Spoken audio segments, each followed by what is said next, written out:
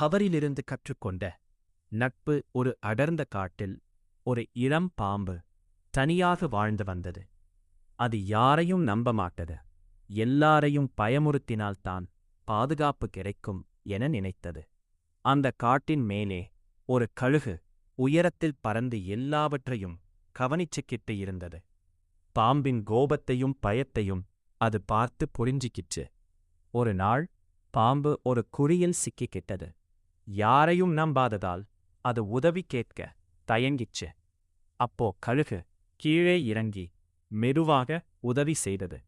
உதவி கிடைத்ததும் பாம்பு ஆச்சரியப்பட்டு கேட்டது, நான் உன்னை பயமுறுத்தினேனே, நீ ஏன் உதவி பண்ணினா? கழுகு சிரிச்சு சொன்னது, பயம் காட்டினா தனிமை வரும், கருணை காட்டினா நட்பு கிடைக்கும். அந்த நாள் முதல் பாம்பு மாறிச்சிருந்து யாரையும் காயப்படுத்தாம நல்லவனா வாட கற்றுக்கிட்டது. கழுகும் பாம்பும் அந்த காட்டின் நல்ல நண்பர்களா மாறினாங்க.